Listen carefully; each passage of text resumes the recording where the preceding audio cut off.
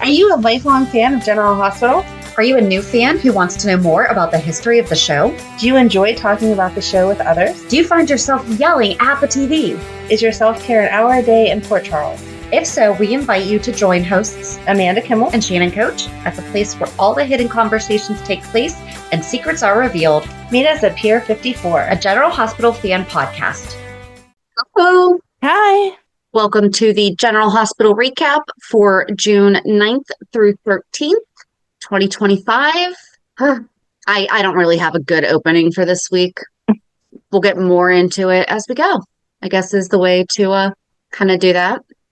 We had a couple of Port Charles pipelines, and I do apologize. I mean, I'll talk more about this too, but I did not sort through my emails because I was on vacation. First one's from Holly. Her subject is, yes, I was laughing. Allow me to clarify, because last week we're like, wait a second, what the heck are you talking about? Right. Like, we weren't trying to be argumentative. It was just like, well, there's many different ways that this adoption could be perceived. So yes, you are correct. I should have been more specific. It's how Gio's reaction is being written I take issue with. Immediately jumping to, you didn't want me. I understand in the moment, but to continue to accuse Brooklyn of this after it's been explained multiple times that it was a teen pregnancy, and then my mom lied to me my whole life. I suppose the argument could be made that everyone should have been more open than he was adopted, but that's not always the case. I look forward to your thoughts next week. So I will say, as someone who has a lot of, one of my very best friends is adopted, and a good bit of my family is adopted, everybody reacts differently. And there have been times, okay, Erica's adopted, and I have seen her and been with her as she has learned new information about her biological family, that no matter the age is shocking and unexpected. And my Grammy and Papa, I mean, she loves them. There is absolutely no, like, she's never once ever, like, they supported her finding her biological parents. But when she has learned new information about her biological parents, it affects you, or it affected her. I really can't get into too much detail about it just because of the sensitivity of a lot of it. But right, because also, case in point, she and one of my uncles are 100% brother and sister, both adopted to my grandparents, and both respond completely differently to things. So I can kind of see where Gio is coming from, because, and it's not like he was told it, he overheard somebody else fighting about it, about his life. And it was like all at once. I'll even say for me, there have definitely been times that I have learned things as an adult that have made me question my entire life, the truth of certain things. And I'm not saying that I hope everyone else has ever gone through that, because listen, I have a huge family. So that's how, but there has been, and it really makes you question things. I'm not really good at explaining this right now. No, I think the point is that people react differently. I hope that they do let us see Gio reevaluating everything and coming back at a later point and saying to Brooklyn, and maybe even Lois, like, now that I've had time to process this, I understand where you were coming from. Because, I mean, I feel like Gio's not as young as Brooklyn was, and if he suddenly was having a baby, that would, definitely change his course of his life. I mean, it doesn't at any age, but especially in an unplanned pregnancy, again, at any age, throws you off your course.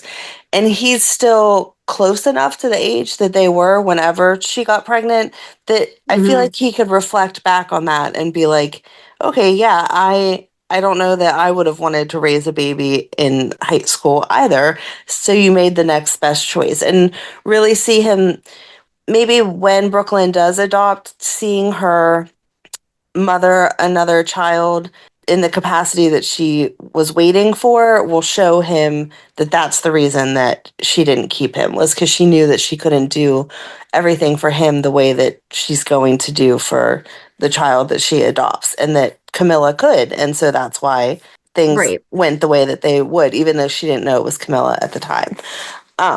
So yeah, I don't have a problem with his reaction if we get to see him process it. If next week they're like having coffee together, like nothing ever happened, I'm going to be annoyed because that's not real life either. So. Right. I mean, and for all we know, Holly could be adopted too, and she's not had to have these problems. True.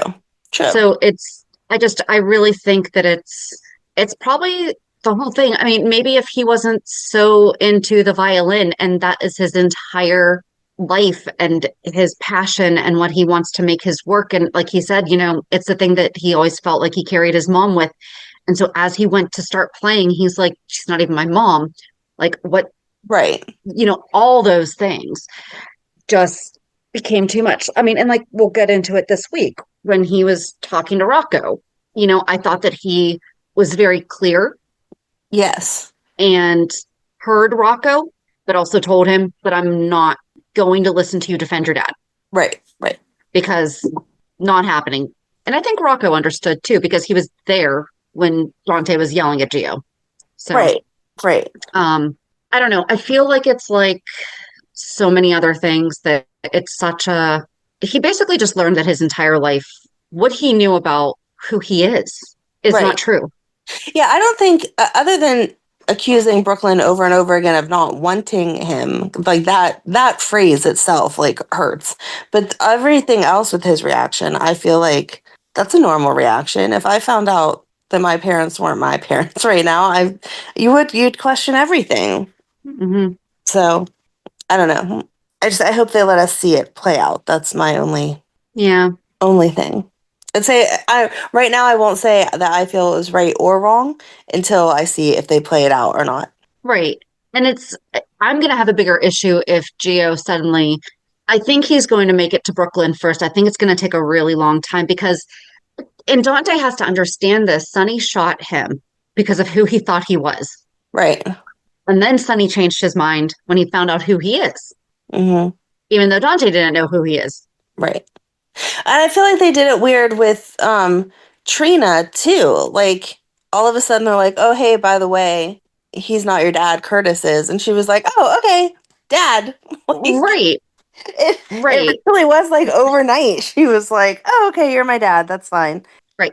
But Curtis had always been kind to her. Curtis had always been loving towards her. True. So Dante was not very nice. He definitely acted in a hateful way towards Gio. And absolutely.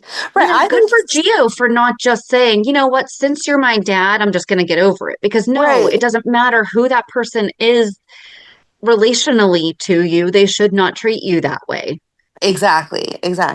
I think Dante's going to get a little come to Jesus moment though soon, because I feel like he has enough people kind of getting on him about stuff, which we'll get into a little bit more, but he also has to process too. So right. And I think that when he sees that Gio is willing to have a relationship with Rocco and is still being kind to Rocco and not holding it against him, because obviously it's absolutely not Rocco's fault, that's going to help him to be like, man, I really did misjudge you. I'm sorry. I was caught in the heat of the moment. It was scary, blah, blah, blah. But I should have never said the things that I said. I can see how much you care for Rocco, even without knowing that he was your brother, but especially now. Yeah. Okay. So, we'll get more into that. But Holly, good question. Good thought. And I feel like that's something that everyone is going to have a different. It's kind of like how Gio's approaching it and how Brooklyn's approaching it and Dante and everyone's going at it through a different lens and with different experiences. So like you even said, like, you don't know many people who are adopted. And I'm like, oh my gosh, I have too many people that I can't even count, that are. So it's like, I have so I know someone who was adopted as a toddler that had been severely abused before being placed into foster care and then adopted. And their memories get jumbled with who did that to me. Oh, wow. Like they had like cigar burns on them and stuff like this. And that happened to him, but not with the people who raised him. But they had to be very careful of how, when he would bring up those memories, you can't tell him it didn't happen, because that's how he actually came to them, was with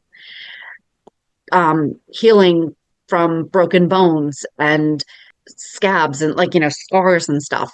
So You can't just say, well, we didn't do that, so it didn't happen. It's, yes, you are remembering that somebody did that to you. We don't know who it was. Right. And here's how things were after we had you. So, I don't know. Life's fun. Okay. So now this next one is from Colleen. And Colleen, I just said it at the beginning of this, but again, I'm going to apologize. And I probably should have set up an away message on the podcast email address, but I didn't. Because Colleen said, I found your podcast a couple of years ago and cannot thank you enough for the fabulous content. Anyway, the upcoming fundraiser at the men's PGA golf event for Amanda's daughter. My sister and her hubby have volunteered at the PGA and LPGA tournament for several years. They are going to work at the men's tournament in Pittsburgh this week and would love to help support the concession for Amanda's daughter's cheer team. Aww. I'm so sorry, Madeline. Oh, no, that's okay, but that's so sweet. If you could please provide a little more information so they know which stand to support and the grounds it's located. She says there's dozens of foods concessions at the tournament. Good luck to the girls fundraiser. See you at the pier. Colleen, that is so sweet. So sweet. I am so sorry.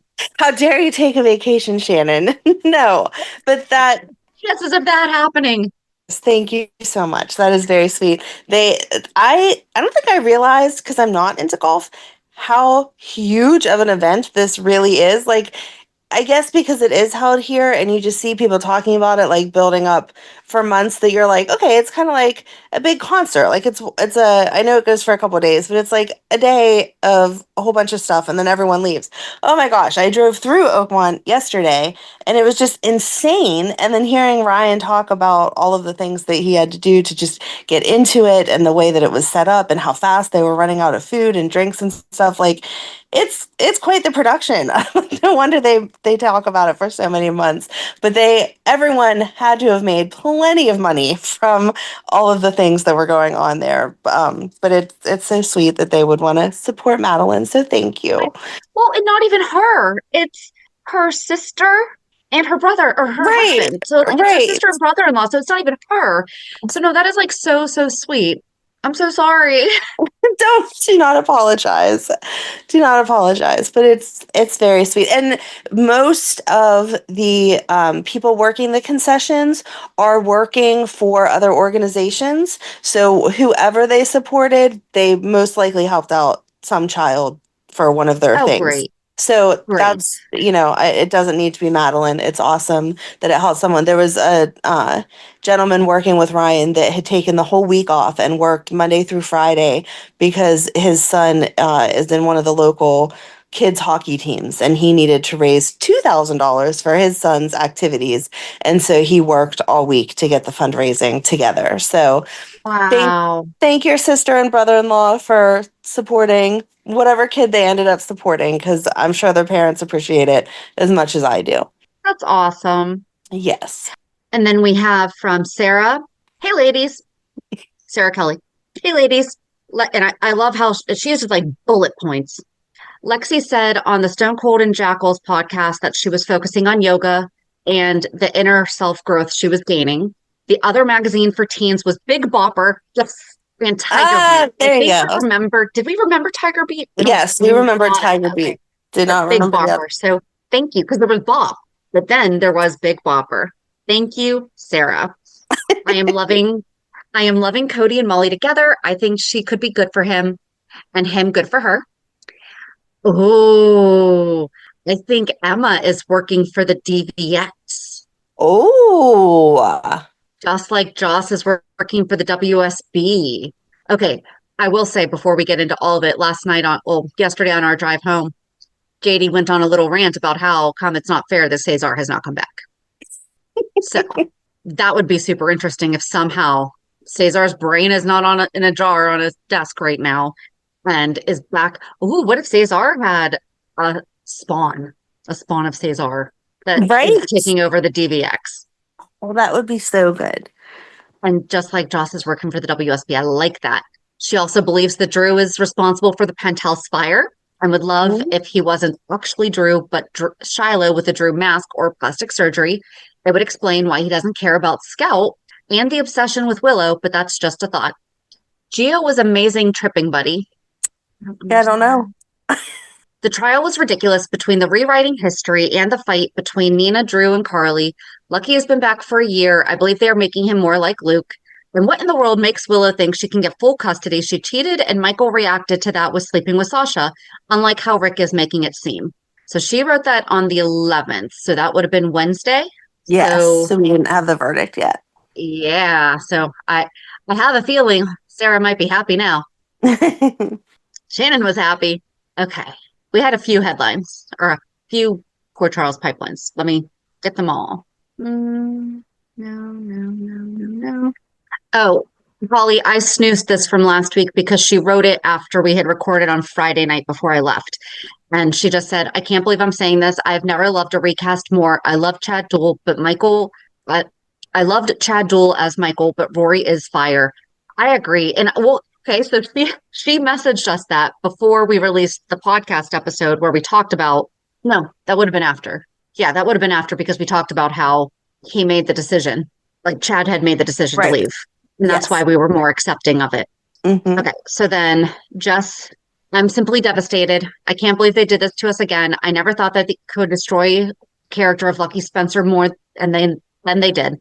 To have him leave under the guise of Wanderlost is nauseating and further character assassination.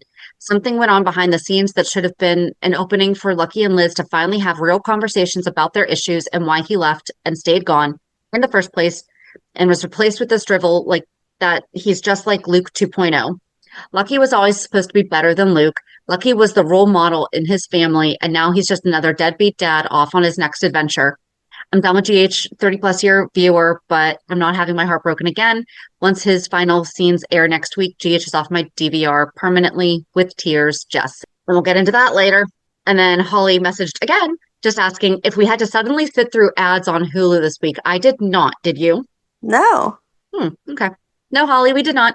All right. So do you have anything? Did I miss anything on social media this week that... the actress that played original Trina. Yeah. Oh my gosh, I knew her name. Sydney Michaela. Thank you. I'm like, Sydney, I can't think of the last name. Graduated from UCLA this weekend. Congratulations. So Yay. if you do look on social media, there's some adorable pictures of her in her cap and gown. So Aww. I just thought it was nice that she let everyone know because that was the reason that she had left the role. So it's nice to see that she completed what she was going after. Oh, that's wonderful. Oh, so glad to hear that. So, but that's all that I saw. Okay. So even though what happened this week, we are continuing with Lucky on 411. We are finishing this because everyone needs to completely, fully understand our grief. And I think it makes sense for us to complete it because we don't know if he'll be back again. So run through it all and whatever. I'm sorry. I have to agree with everyone I'm not even mad if he needed to leave because I did see an article that said that Jonathan Jackson said it was too difficult. He didn't realize it was going to be so difficult traveling from his home to film back and forth. So absolutely, he's a person. He has a right to his life. He does not owe us anything. So if that's what happened, that's what happened. But why they needed to write it this way is absurd. There could have been anything. They could have given him, some organization that he had worked with in the past needed help urgently, and he needed to make the decision. Liz would have told him, go and help that organization, go do, build the village, whatever you were doing before, go back and help that. And it would have made sense that he needed to leave right now urgently. Instead, it was just like, meh, she turned down my proposal, so I'm out. Right. Okay. So I found it might be the article that you're talking about from People magazine. Jonathan Jackson reveals real reason behind latest General Hospital exit. The hope was to be able to stay longer. And then it just says he has won 5 daytime Emmys for his role as Lucky Spencer on the iconic soap opera leaves the show this week. The 43-year-old actor who has played Lucky Spencer on and off since he first stepped into the role in 1993 is set to leave the iconic soap opera this week, less than a year after he rejoined in his daytime Emmy-winning role in August 24. Jackson revealed that the reason for his departure is due to the back-and-forth travel between California, where the show films, and his home in Tennessee, where he and his family live. There's always been that possibility because it was a bit of an experiment on my part to see if I could make it work with the family dynamic. Jackson, who shares 3 children with his wife and former General Hospital co-star Lisa Voltiago, said. Jackson said there were moments he thought he was striking the right balance, but that it ultimately didn't work for him. We gave it our best shot, but we weren't able to keep it going, he admitted. Having only rejoined the cast for 9 months, Jackson shared that the hope was able to stay longer. The actor said he will always treasure his time in Port Charles, the fictional city where the soap opera is set, and it's always a bit overwhelming to return. There aren't many situations in life that you can get to go and enter this world where a lot has changed, but a lot has stayed the same, he said, noting the amazing connections he has with many of the crew and those who work on the show. Jackson added, and then on top of that, you have the character that you're playing that has this history, and you get to work with so many people again. One of those people Jackson reunited with was Rebecca Herbst, who plays Lucky's love interest, Elizabeth Weber. He called working with her this time a real highlight.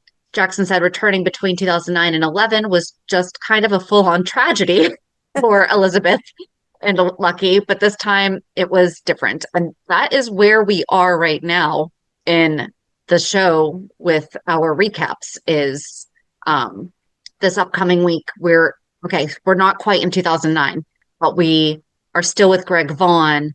And it's like right when Emily died and she's still with Jason, but he still doesn't know about Jake, but we're getting closer. And I think this week he was still seeing Sam this upcoming week. I forget, but it's Lucky and Liz part 29. Yes, I'm pretty sure that they were. Again, I think we mentioned this last week that we've already recorded well ahead. So there we are. This time there was a lot of goodness and a lot of sweetness amidst the drama, and it was fun to be part of that. And the response from the fans was really precious as well. Leading up to Jackson's latest General Hospital exit, Elizabeth gently turned down a marriage proposal from Lucky. Amid the heartbreak, he revealed he was leaving town, saying it hurt too much to be in Port Charles and not be with her. And then it just goes on to talk about how he felt that way with working with Hayden Panettiere on Nashville. And yeah. Okay, so, I mean, I'm happy for his wife and kids. Right. Him being a good husband and father. Jeez. I mean, I really respect that. Like I said, I respect that he needed to make a choice and he needs to do what's best for his family, but I feel like the writers could have done the character of Lucky better justice with the way that they wrote it. And at least this time he's taking Aiden with him, though.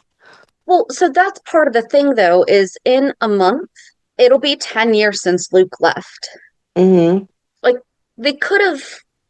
Okay, obviously we do not know their personal life, but I feel like if you made it this far, and especially where his wife is also an actress and was on this show, that's how they met, you would think that there could have been some kind of a balance done with being able to at least maybe draw out the departure to give them that justice. Mm-hmm. You know, like we said last week, at least have him and Liz attempt to be intimate and just have it be like, you know what, this just isn't right. You know, instead of just the automatic jump to him proposing out of nowhere. Mm-hmm.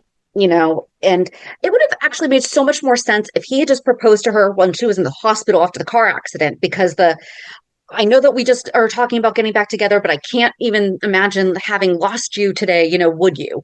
Like, right. That would have made more sense than, hey, you got your cast off, want to get married? Right. Right. You know, but I mean, again, we don't know their personal lives. All right, I guess we don't have to really cover the 411 topic again, because that's what we just kind of talked about. Right. So we'll just get into Hulu headlines. Picking right back up with Monday, Lucky says goodbye to Lulu. Drew stoops to a new low. Oh my gosh. I was so mad. We talk about that a lot on our personal stuff. It's like you never bring the kids into this stuff. Mm-hmm. No matter how much you want to, sometimes you just don't. Christina is struck by inspiration. Right. Cody makes a proposal to Carly. Elizabeth opens up to Lucas. On Tuesday, Willow holds her ground. Laura has a happy reunion. Isaiah receives a generous offer. Trina opens up to Ava. And Tracy delivers words of caution. On Wednesday, Michael's news shocks Carly, Sunny, and Jason. Trina and Kai put their heads together. Isaiah picks up on Portia's distress. Nina is on the warpath, and Felicia accepts a new mission. On Thursday, shockwaves rip through the courtroom at Michael and Willow's hearing. Elizabeth tends to a patient. Rick makes an admission. Ava issues an invitation, and Alexis swallows her panic. And then on Friday, Tracy challenges Alexis.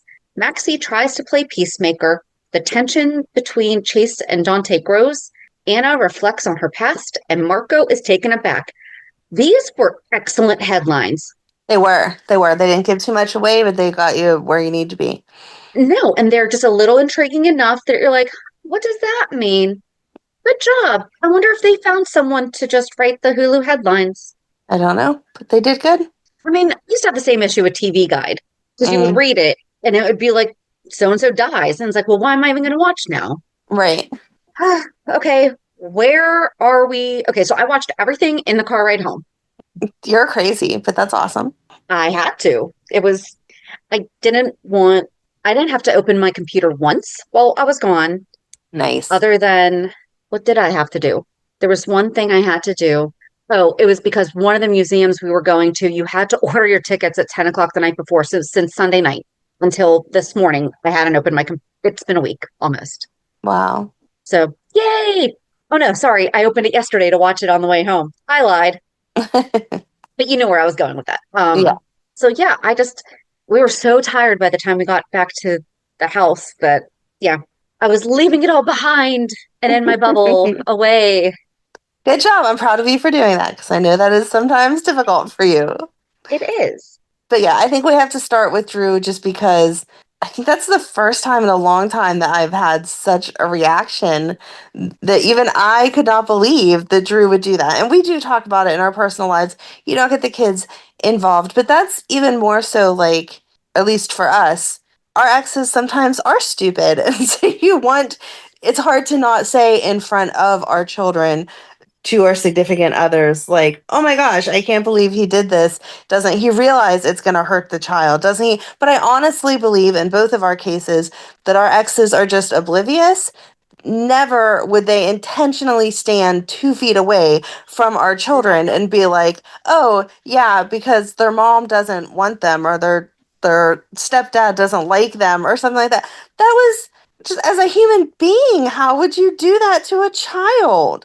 Like, even Rick was appalled. Even Rick. I was going to say, as soon as Rick said to him, could you have seriously said this? I was like, oh, Amanda's going to be on Rick's side this week. Yes, exactly. You know as bad if even Rick is like, man, you crossed a line. I was angry that Willow didn't. No, I mean, obviously you don't go to the child and confront them like, why did you tell daddy this? Like, it couldn't have been true or something like that. But she didn't even sit down with Wiley and be like, daddy said you were upset today at the hospital. What's going on? Can I help? Right. Or whatever. Right. To hear him say, no, I heard Drew say, because Wiley's old enough that was not a mistake. Like, it wouldn't be like if Amelia tried to say that she heard something. Wiley is 100% old enough that he could have said with certainty, no, mommy, I heard Drew say daddy doesn't want us anymore because now he has Daisy. Exactly. And that was one of my biggest issues, was that Willow didn't even ask and just automatically assumed that Michael was lying and that he was doing all these nefarious things. And, you know, Drew tells Rick that they have to stop because he saw Michael and Willow, you know, bonding with the kids the night before, and that he has to stop the reconciliation because he needs to make sure that only Willow gets the kids. Why is he so obsessed with her kids? Right, exactly. It's like kind of creepy now. Right. And again, anyone who has kids recognizes that unless your ex-partner is truly evil, it is in their best interest that there is some type of interaction there, that you come up with some type of parenting plan that involves both. I understand Willow wanting sole custody. Like, okay, sure, of course you do. But just acting like, oh, we're going to cut Michael out completely, because the way that Drew was saying it was like, Michael's not even going to get visitation. Like, we're just going to take these kids and they're going to forget Michael ever existed. No one would want that for a child that they care about. And no one would think that that was realistic knowing Michael's history, he has not done anything to those children that would warrant that he doesn't ever get to see them again.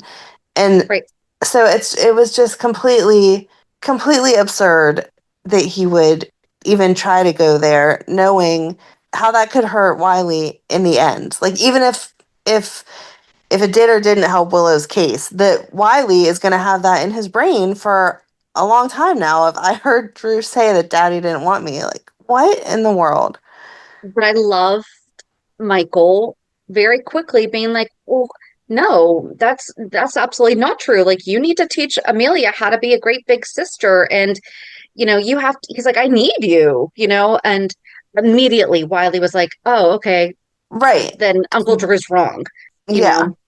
He was, I like this new Michael. Because I also feel like this is something that Chad would have done. So I like that we're not, sometimes when they do a cast change, we need the character change, but this wasn't one of them. Like, this is really nice to see that he's still that they're keeping the rating for Michael the same, that his personality is still that of Michael's.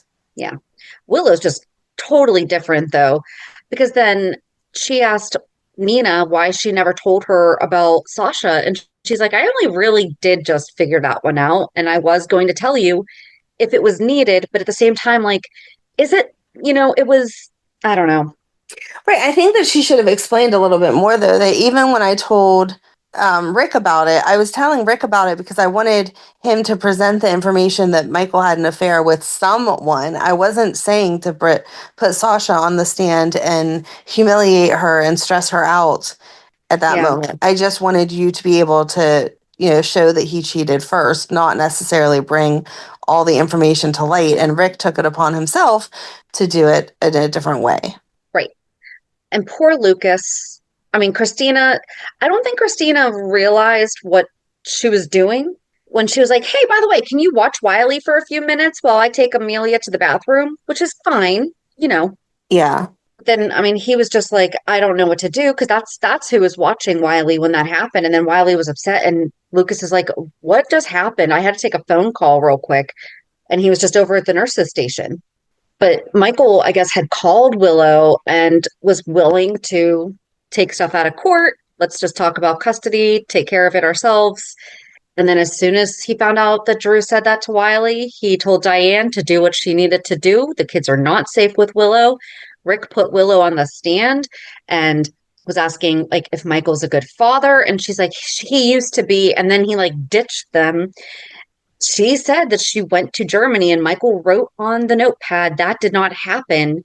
But then Diane gets up and starts asking about how she and Drew got together. And she's like, well, we just fell in love. She's like, you just oops tripped and fell in love? Did you just, like, oops fall on him in your kid's nursery? Like, were you even thinking about him there or them there? And then she's like, well, that was the day that Sam died. And so Drew needed comforted. And Diane's like, again, in the kid's nursery. And do you just, like, comfort random men because they're sad that their baby mama just died? Like, right. And then she brought up how she abused her proxy, his medical proxy, and refused family from seeing him. And she started to say that it was because that's what Drew suggested. And Diane kind of cut her off. And she's like, wait a second, so that wasn't really your idea? Right. And she's like, well, no, Drew thought it would be a good idea.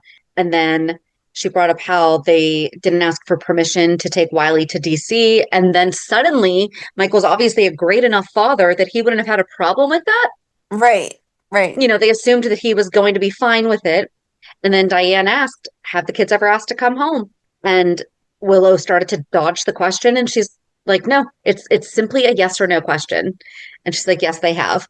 And then Rick asked her why she was going after full custody and not shared. And they talked about how, like, the night before they had a great evening, visiting the new baby. But then Michael suddenly changed, and Rick asked what happened. I was so waiting for her to bring up what Michael said, Wiley said, Drew said, because Rick knew it to be true, and he should not be able to perpetuate a lie and be like, well, did Drew say that? Like, did you talk to Wiley yourself? Did you all that, but he didn't even have to. And then she said something about how she had come to terms that her marriage was over before she started to fall in love with Drew. No, she hadn't. She said that both of them knew that it just didn't make sense, and that she had been the kid's sole parent for months because he was in a recovery center. Right. And then I loved how, so first Michael, Jason, Carly, and Sonny all go back to Greystone Manor. And Michael's like, so if I lose custody, I'm taking the kids and leaving. Sasha already said that she wanted to raise the baby without me, so it stinks. And I was really looking forward to now being a part of the baby's life. But if that's what has to happen, I know that Sasha's going to be fine. And, the baby's going to be okay and Sasha's going to be okay.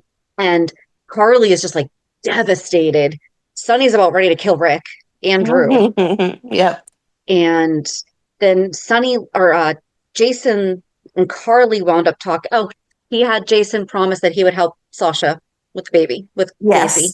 And then Jason asked Carly, did court really go as badly as Michael thinks it did? I don't think she really answered that, because then Michael had taken the kids to go to the park. And in the meantime, Willow and Nina had gone home back to Drew's house. And Nina was kind of saying, to your point, I don't think that's out of the question for Drew to say to Wiley. Right. How do you think that? And then Drew got home and Willow was like, I have to clear my mind. I'm going to go. I'll be back in those heels. Mm-hmm. And she wound up at the park, and then Michael and the kids wound up at the park, and they had what seemed to be another nice moment. And then both of their phones went off and the judge was back with a decision. I loved that Diane was smart enough to not attack Willow and just let her tell her story, because it was incriminating enough to hear her say, Drew this, Drew that, and then I did this because Drew said blah, blah, blah, and not try to make ridiculous accusations. Her talking about she had sole custody of the kids because he was getting medical treatment. That was as ridiculous as if he would have been like, well, I was the sole caretaker for Wiley when she was in the hospital getting her leukemia treatment. Come on. Which she lied about and hid from him. Right, exactly. So I'm glad that Diane has a way of working things, so I'm sure it would have turned out well anyway, but I'm glad that she didn't even attempt to go there. It was just if you give Willow enough rope, she'll hang herself, so let her do it. Well, but even when they got back to the court after finding out that there was a decision made, Diane said, kind of reiterated, I'm not expecting this to go well, because the woman that you had an affair with and now a baby with was birthed by your soon-to-be ex-wife. Right. That does, during your custody hearing, that does not look good. Right. But then Michael asks Jason, is everything ready to go? And Jason's like, you'll be airborne before anyone even realizes you're gone. Yeah. And then the judge says that their marriage is dissolved, and Willow gets to keep her 2024 Range Rover. Slick product placement. Really enjoyed that one. Yep. The art collection that they had previously outlined, and any clothing acquired during the marriage, clothing and jewelry, right? Clothing and jewelry. Mm-hmm. And then for custody, she pointed out 4 moves in the past year, taking Wiley out of state lines, sleeping in the same room with Drew. Willow is proven to be negligent, and Michael got full physical custody. Yep. And the children have to have a consultation with a psychologist, and Willow loses her mind. I mean, she had a full-on breakdown, and she ran to Michael, and thankfully they all left. And yes. She fainted. She did not understand. And then Drew doesn't understand what happened. He's like, but how did that even happen? Rick's like, are you stupid? Right. The judge literally laid it all out for you, that all these decisions that you pushed Willow into made her look like a horrible mother, and that's why she lost custody. If you would have listened to her when she said, maybe I can compromise, I could try to respect their boundaries and live in the gatehouse but not have you in, all those things, maybe it would have worked out. But instead, I don't know how obviously I assume that they're going to have the information come out about the fact that Drew had something to do with her not being able to see Michael and all that kind of stuff to continue on with this turning Drew into a horrible person, whether it's Shiloh or he's just a horrible person or whatever the connection is. But I don't even understand how they're going to keep the relationship together that long, because as she's sitting in that hospital room rehashing everything that happened, yes, she's an adult and she should have made her own decisions, but how could you be with someone in any capacity that would be encouraging you to not do what's best for your children and, giving you such misinformation? Like, at that point, I'm sorry, our relationship's just over. Absolutely. And especially where Nina told him too, when she's like, every single decision that you forced Willow to make or heavily influenced Willow to make, because you're right, Willow made her own decisions. Oh, that was the best. We didn't talk about that. When Diane asked her, was Drew important enough for her to like lose her kids? And she was like, I don't understand why I have to choose. Well, that right there tells you. Exactly. And every time that they questioned, more about into that relationship, she was like, I don't understand what that has to do with custody of my children, instead of just answering the questions the way that they're asked. Anytime that you're dodging a question in court with anything other than yes or no or straight explanations, it's not making you look good, because you're basically showing the negative, not the positive. I could get into. Oh, this is a whole. No, they had so while I was in Boston, the defense rested on Wednesday. Thursday they had off. Closing arguments were Friday morning, and the jury started deliberating Friday afternoon. They were dismissed an hour early. They had until 5:30. The judge dismissed them at 4:30 for the weekend. I could have been there when the verdict came in. I'm surprised you weren't trying to get into that courtroom. Listen, we did have we gave the kids plenty of notice that if it happened, we were going to have to figure something out, but we weren't going to cancel anything that we had already planned. Oh, right. But, but a large part of that case was people just dodging questions. And it was like, okay, so that's a no. Right. And so they finally get Willow to the hospital, and Liz has to get her in bed. Like, she's not talking.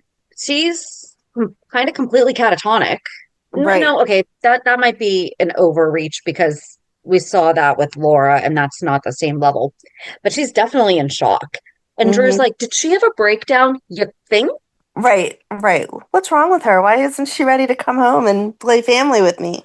Right. And then Nina's like, you seriously need to leave her alone. And then Drew asks Rick, do you think that's actually what would be best? Did he ask Rick or Nina? And he was like, I love her so much. I'll walk away if I need to. Dude, where was that weeks ago?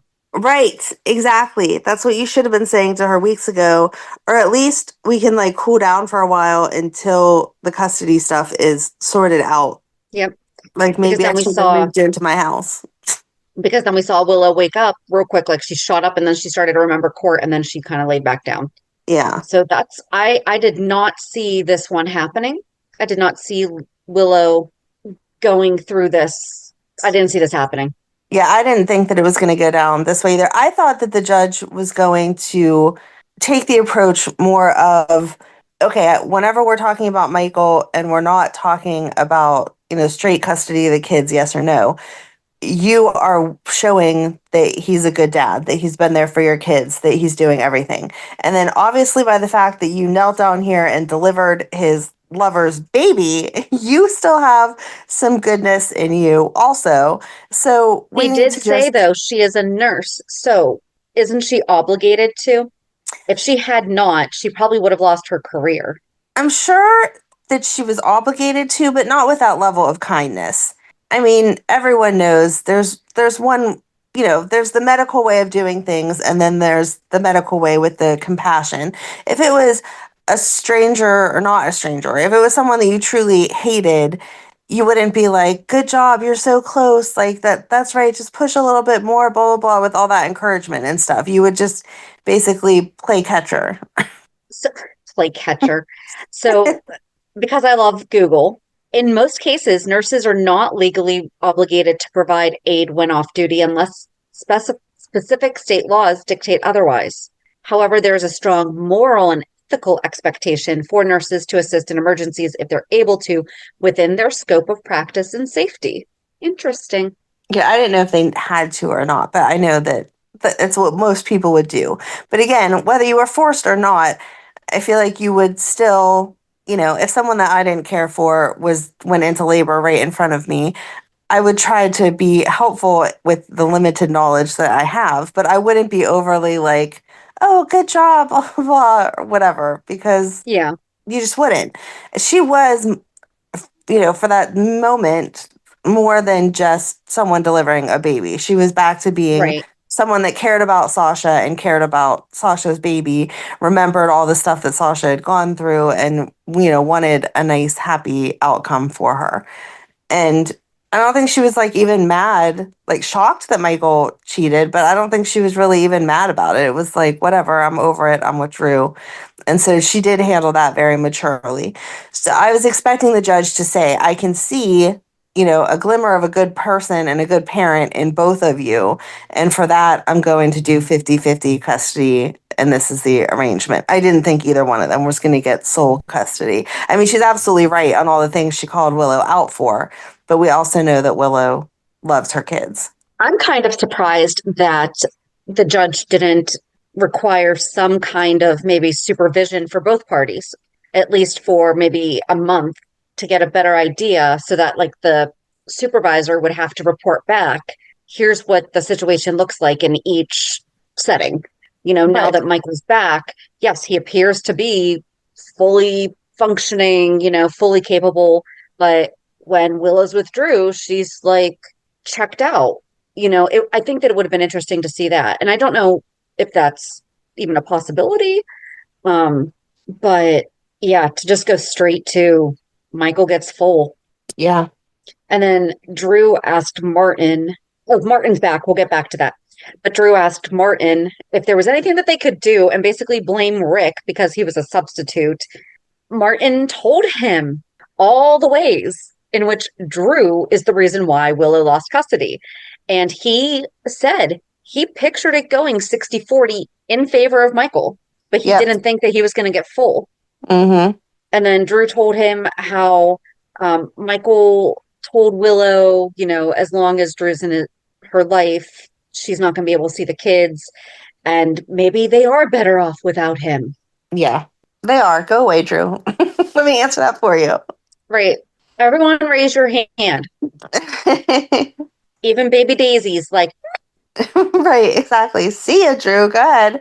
Move to DC. Leave Scout with her grandma and get out. Mm-hmm. Was there anything else with all of that? Do you think Nina's going to tell Willow? I think Nina's going to tell Willow so that is the straw that breaks the back and she cuts off ties with Drew. I think that she is going to sacrifice herself. I would hope that she would, but I also think that if she just dug a little deeper, she would find out the information about Germany and be able to present that. And I think that if Willow heard that and had a 5-second conversation with Wiley between the two, that she would make the decision herself without Nina having to put it out there. And we could save that secret for another day. True. Because at this point in time, I don't see the point in Nina having to tell Willow that. Like, we're just going to break Willow even more. Like, she's lost the relationship with Michael, her own choosing, but still, she's lost the relationship with her kids temporarily. And I'm hoping that she's going to lose the relationship with Drew because he's awful. To have her lose Nina also, like, why are we suddenly taking everything away from Willow? True. So I feel like they typically build up relationships more before they blow them up. Like, Willow and Nina haven't been friendly with each other long enough to blow it up yet. We have to give it another year or so and then have it be this shocking thing that comes out. True. That is true. But yeah, I think that's pretty much all of that. I guess then we could just take that back or take it to Martin. Mm-hmm. And he's back. He's broke. Yes. I guess it wasn't just one of his ex-wives. It was all of them teamed up together. And they all wrote Tracy lovely thank you notes. Letters. Yeah. And sent flowers. Mm-hmm. And then he went to the hospital and was kind of ambulance chasing. Yeah. I love that Liz called him out on that because he was like, one of my clients is here. And she's like, oh, okay, who? And he's like, well, I'm hoping you can tell me. And she's like, oh, seriously? Like, no, don't do that. Yeah. And then he went to Laura and asked if he could move in with her because he didn't have a place to stay and didn't have rent money. Yeah, he can't afford his place at the Metro Court anymore. I wonder how Kevin feels that she just like randomly has new people moving in or out. Like he gets home for dinner and she's like, "Hey, honey, so Lulu moved out and my brother moved in and Lucky's gone. Right. We're adopting another baby. Like, what else is going to happen?" But then Martin presents his services to Tracy and is like, yeah, I know that you're not stupid enough to have done that. And for you to fight Drew, you need someone who knows how Drew thinks. Mm-hmm. Very smart, Martin. Very smart. Yep. She wasn't hearing it, though. She does not like that man. Yeah, but I think she's going to take him up on it. I hope so. That would be interesting to see. That was really it for Martin. It was nice to see that he's back. Yeah, I'm excited that he's home. Well, so he had gone to Laura and said about living there, and Laura mentioned that Lulu was in her own house and that Lucky was leaving, and we saw that this week. Of Lucky he started at Lulu's to tell her goodbye, and she was like, "Oh, a surprise visit from my brother," and he was like, "No, you're not going to be happy." And then he explained to her that he needed to be out on the road, and did mention that he proposed, and Liz said no, and it just reiterated that that's not where he belonged. So they had their goodbye. And then he went to the hospital and gave the deed to the lake house to Isaiah. Where did that come from? Like, I don't know. And also, Aiden said that he's done with it since his wilderness days with the Port Charles Pioneers. I don't know. There's things that I probably would have said no to as a teenager that now I'm like, no, that would have been crazy. And I feel like that's something that you do not leave to be a teenager's decision. Because, yeah, right now they don't want the place to go away to. Right. But in 10 years, he's going to be like, oh my gosh, I wish I had that cabin.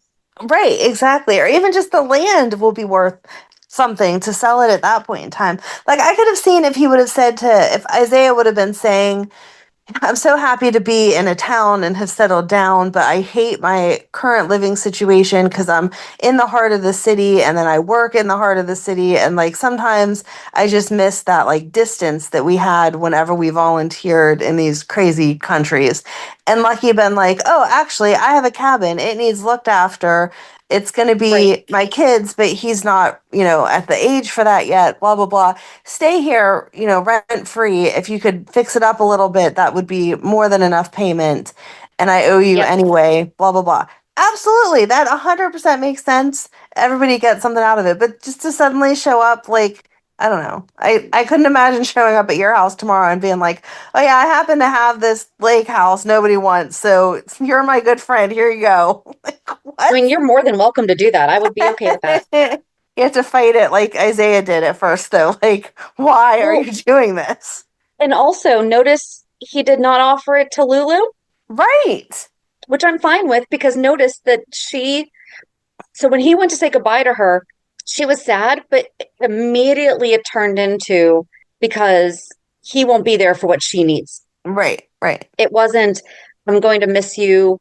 Yes, she did say, "I thought things were going well." And she's like, "Oh, well, I thought that you were going to be able to be here for, she said something about she's going through a tough time or something." And he's like, "Oh, is that what I saw in the nurse's ball? Was that you?" Mm-hmm. With that whole thing with Gio. And she's like, "Yeah." Right. But yeah, he didn't offer that to Lulu first. Nope. But he didn't ask Laura if she wanted it back either. Martin needs somewhere to stay. Maybe Martin wanted it. Like, right. There were so many choices. I didn't understand at all. Although Isaiah doesn't want it. And they went back and forth about, well, you did this for me, and you did this for me, and you did this for me. So when Lucky left, he said, "You owe me." So yeah, there's still hope. Are we doing this whole thing now? What? You're just going to keep holding out hope? No, are we covering this whole subject now? Sure. Okay, real quick, back to Martin and Laura talking, because he said that he was going to go after Tracy, and Laura was like, "You need to steer clear from that. They're going through a lot right now with this whole Geo thing, whatever." And he said in his cell block, they had a saying, "She had it coming." And that is from the Cell Block Tango of Chicago. Yes, it is. I was super geeked out about. Okay, sorry. I was excited clever. about that. I did like the way they slipped that in. That was cute. Although that was the murderess's row. So he was definitely not on that. No. But all right, so he gave the deed to Isaiah. See, and we started the week with Lucky and Liz. I mean, they just jumped right in. Where he brought her back to work. He needed to make sure that she got there okay. And they talked about, again, this goodbye is the right decision and blah, blah, blah, blah, blah. And she's like, we're not the same person that we were when we were 15. And that he has always struggled with poor Charles and it suits him less even now. And they say goodbye. And if you continue to listen to our 411s about Lucky, this is not true. No, he was happy to finally settle down and have a place and not be on the run. Yep.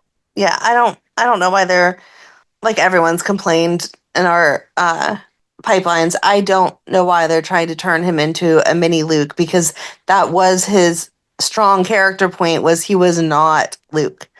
And we haven't gotten there yet. However, we are at the point where right now he is the father figure to Cameron, even though Liz slept with Jason and he does not know that Jake is not his biological child yet, but he is a father to Jake. You know, we're getting to all the things. And when he went and talked to Laura, she even said, you know, it felt like sometimes you were escaping, like you were running away. That's how I always perceived Lucky leaving, was it hurt too much to be here because of all the things that were happening. And so he left. It had nothing to do with him needing to be out there. But I mean, we'll get to that because, again, there were also a few years that we did not watch. Right. But I don't feel like any of those were with Jonathan Jackson. So we'll get there. We'll get there. There's one relationship that did change things for him. Yes. But they both did wrong. But I really do feel like, I mean, Liz cheated on him a lot. Mm-hmm. Spoiler alert, and I think that it's been referred to, so I don't think this is really a spoiler, but there was even a period of time where he didn't think Aiden was his because she had been sleeping with Nicholas. Right. So, you know, yeah, he was probably just not into that anymore. Right. No, it made sense before. Now he's just leaving to leave. Yeah, but he came to see Laura, and he's like, I'm sorry you're going to be disappointed. And she's like, you're leaving. And so, of course, I'm getting all misty in the car. So I'm sitting up front. JD's driving. Erica's sitting behind him. We rented a minivan. My son's sitting behind me and my daughter's in the way back. Everyone's listening to their own things. And I'm watching. And so, you know, I teared up with the whole Liz stuff at the hospital because then Lucas came and saw her and she told him, you know, I told him that he had to go. And he's like, are you crazy? And she's like, it's the right thing, that I'm not the same girl that met him outside of Kelly's. And he's like, yeah, you're doing the right thing, but are you? So he's telling Laura that he wanted to make this work and it's just not where he belongs right now. And she's like, well, is this what's best for you? And he says, yeah, I proposed. She said no, so I'm leaving. And she said, well, this time does feel different. In the past, it seems like he could have been running away. And then, you know, they do all the goodbye stuff. And when she said, I'm always your mom, that was so Genie talking to Jonathan, not... Yes. Like, and that's the thing that killed me, is because I'm like, I'm watching Jeannie Francis say goodbye to Jonathan Jackson. Like, this is not... Right. This isn't Laura and Lucky. This isn't... And, when they started talking about how people can love each other but can't have a future, like, but understand that they can't have a future together. I mean, they talked... It was Luke and Laura, just without saying so. Right. And then... You know, she's just saying about how, you know, please make sure that Aiden at least keeps in touch with me and blah, blah. Aiden has spent summers with Lucky before. We're forgetting this. It was just a couple years ago that he spent the summer with Lucky in Ireland. Yes. And so I guess that's Liz's exciting. This is how you can break it to your son. Take him with you for a little bit, but send him back. Right. But she's like, you know, I would tell you to be careful. And he's like, but we both know I won't. But Aiden will be. Yes. He's like, I'll make sure that Aiden is. And she just asked him to keep in better contact with Aiden when the summer's over. And then Isaiah saw Liz at the hospital and he was like, yeah, so you're saying all this stuff about Lucky. However, I know he wanted to be with you.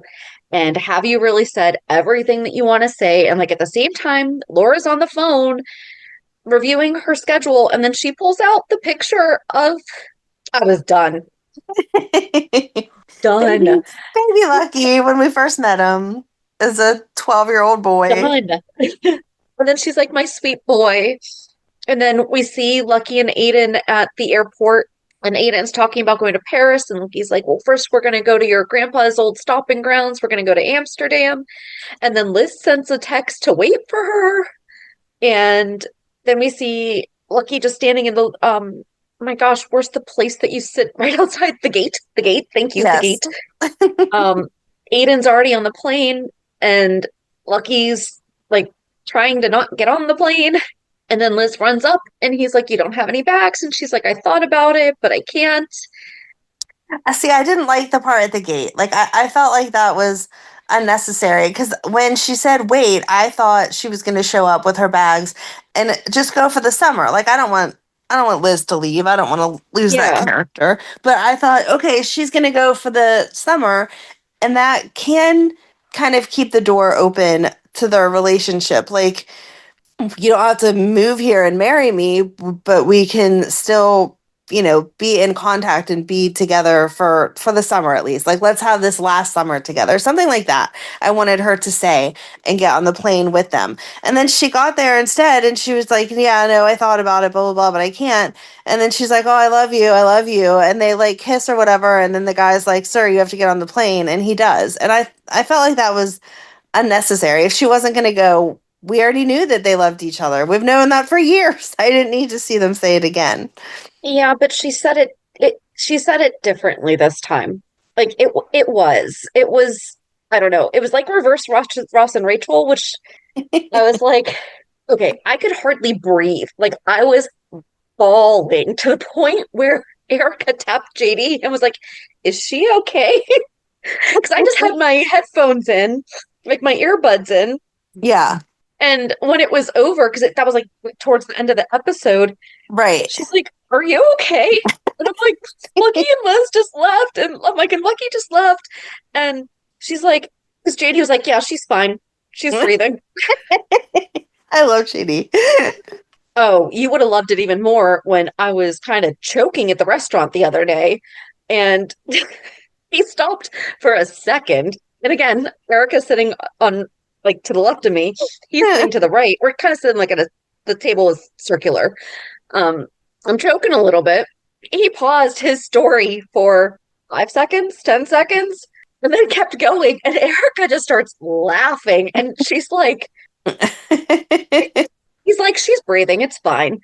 And so now the joke is that he's just going to keep talking about this Max and Irma burger, because I forget how, like, where we were even in that story, but that was what he was talking about when I decided to start choking. He's like, she's fine, it'll be okay. If she wasn't breathing, I would have stopped. I'm like, thanks. Thanks, honey. I appreciate that Heimlich maneuver. So Erica's like, I mean, I tear up at stuff, but like, it was bad. Like, Thank you, like, Erica, for understanding when people call me insensitive. I'm not insensitive. I'm just not Shannon level sensitive. Okay, there is a difference. But I just also, she understood when I said, though, I'm like, they just pulled a Ross and Rachel, except for the opposite. And she's like, oh, because he's not going to get off the plane. Yeah. But they said goodbye. He was like, goodbye, Elizabeth. And she said, goodbye, Lucky. Yeah. And that was it. That was it. I hate that they wrote it this way, but yeah, that was it. I'm glad that they at least, if this is it, yeah, this is not the it that I wanted, but at least it wasn't bad. Well, I'm glad they at least let them say goodbye instead of having him leave with the idea that he was coming back for them to be together and then him just never come back. Right. So I'm glad that we at least got the goodbye.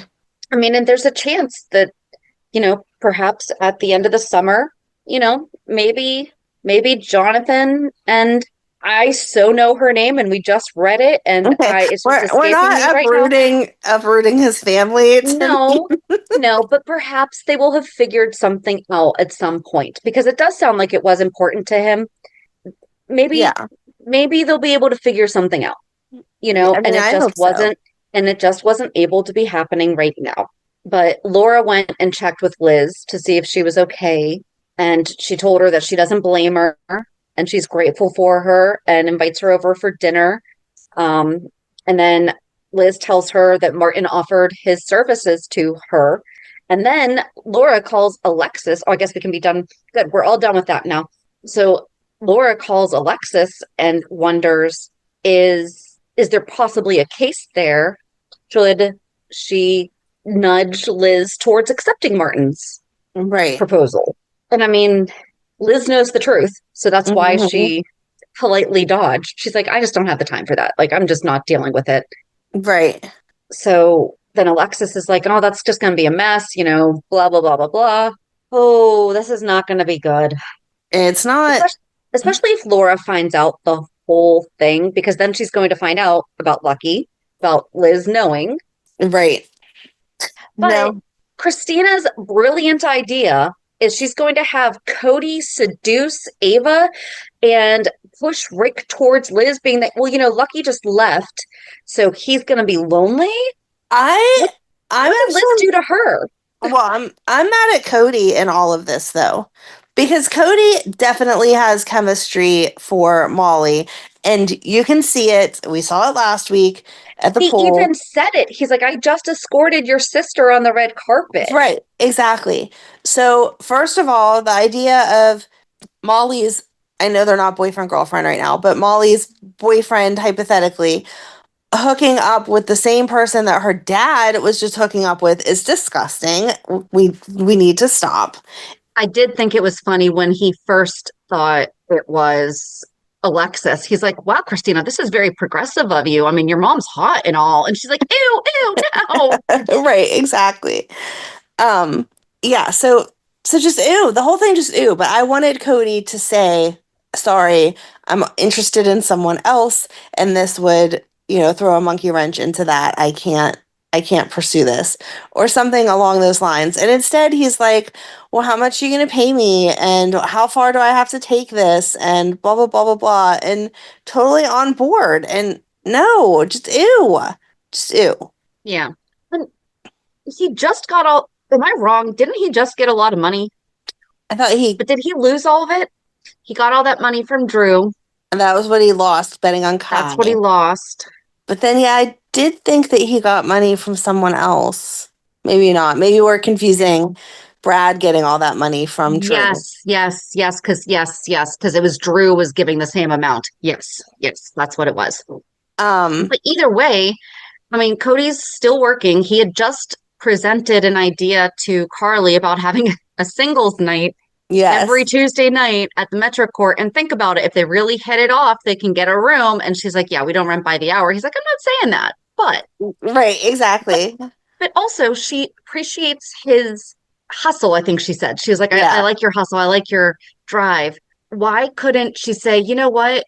We do already have themed nights, but I could use a little extra help with the execution of them. Right. Would you be interested in something, do you need extra money when you're off on the evenings from the cues? Maybe he's not giving nighttime lessons or whatever.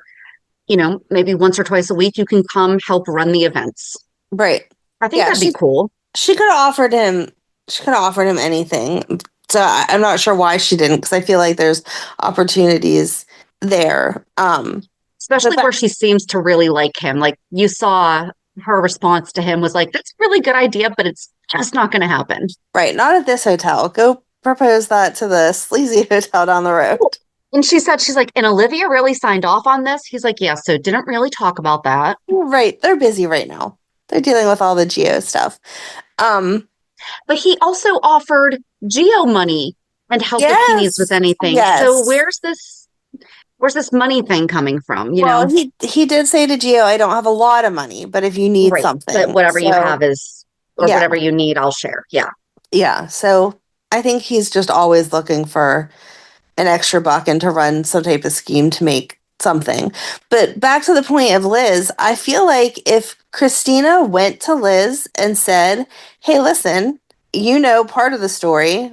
Do you know about the blackmail? Blah, blah, blah.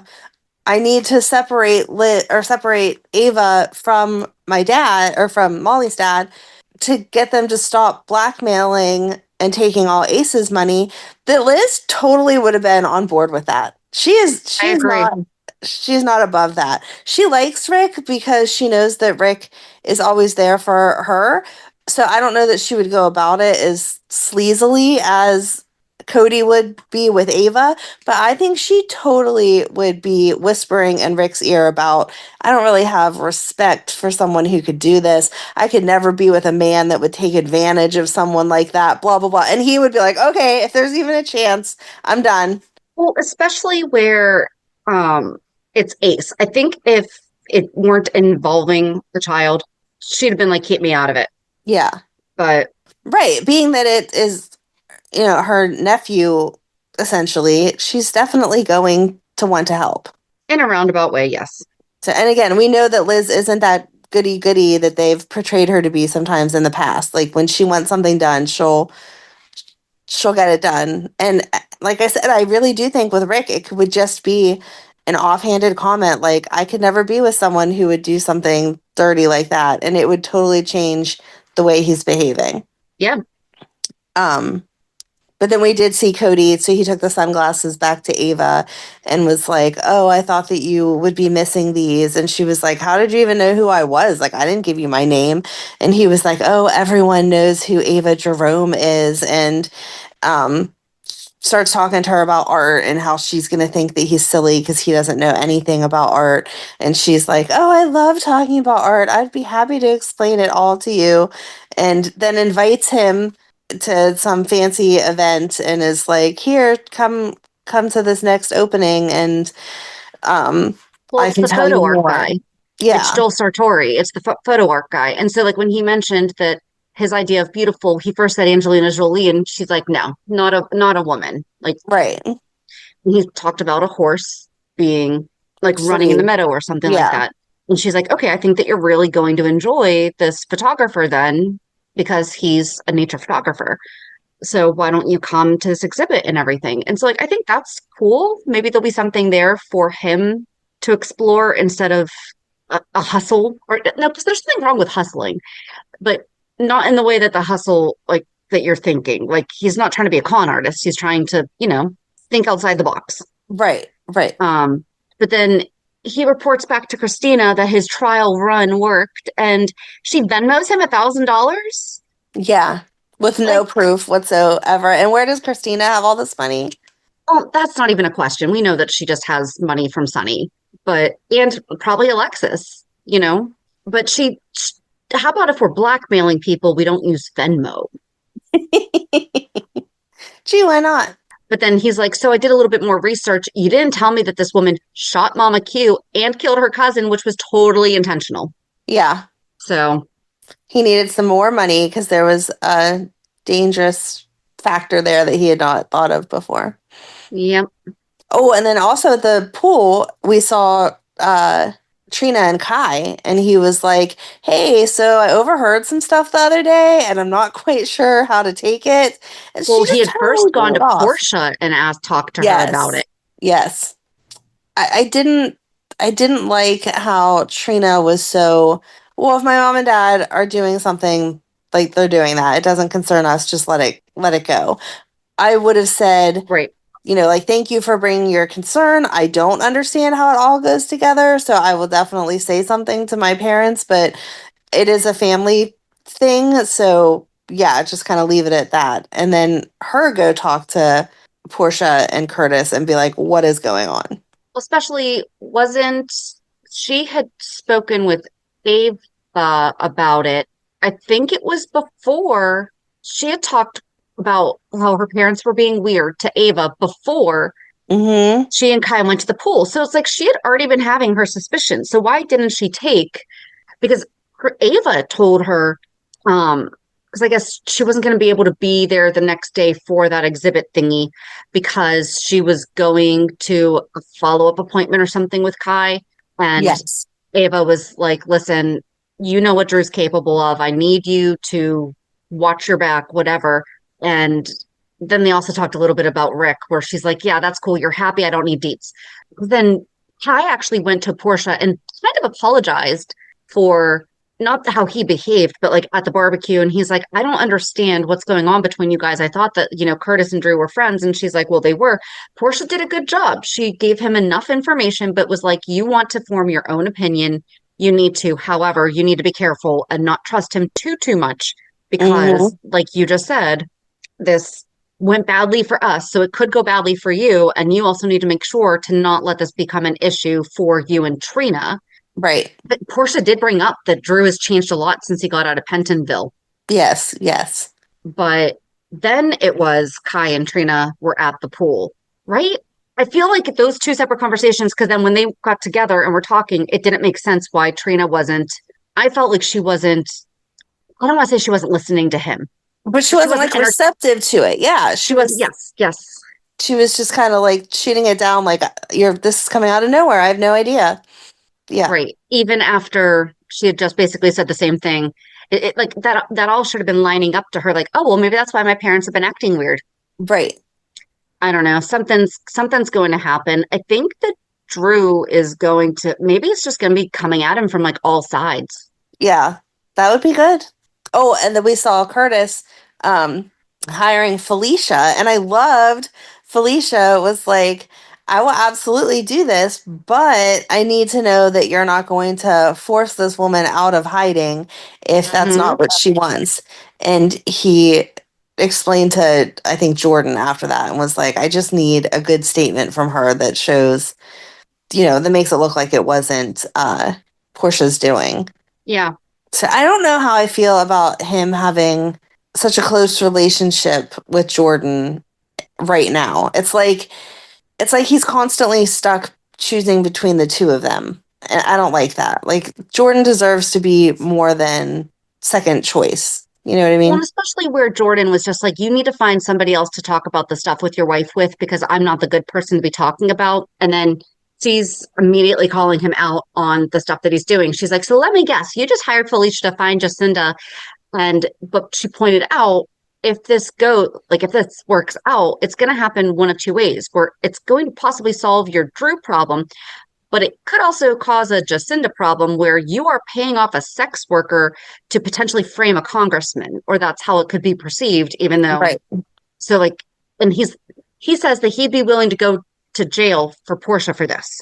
Right, which is ridiculous because Portia's the one that deserves to go to jail for all the things that she keeps doing. Because she's not stopping. She's not learning her lesson. Like, I thankfully have never been in a position to go to such extremes to protect one of my children, but I understand that was her thought process with the beginning stuff with Heather Weber. But to continue just adding on to it and doing whatever you feel you need to do and taking advantage of your situation at the hospital, drugging people, like, come on. When are you going to step back and be like, wait a second, maybe I'm going a little too far here?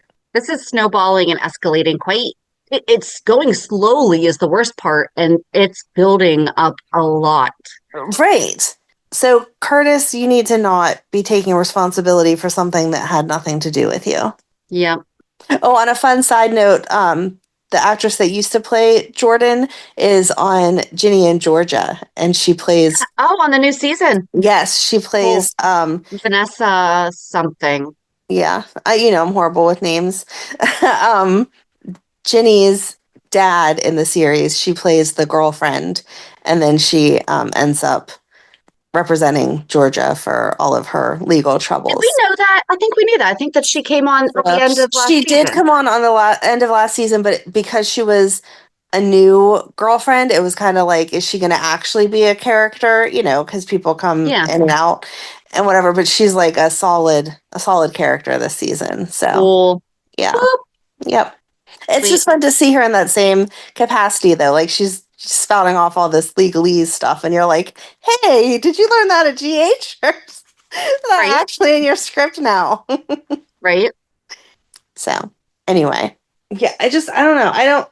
I've been saying it for months, years now. I feel like I don't like Curtis and Portia together, and the more that we see Portia making these reckless decisions, and then just either keeping him completely out of the loop after she's promised not to lie to him again after keeping his daughter a secret for 20-some years, to, okay, now I've dumped all my issues in your lap, so you have to solve them. Just fix it for me. Like, no.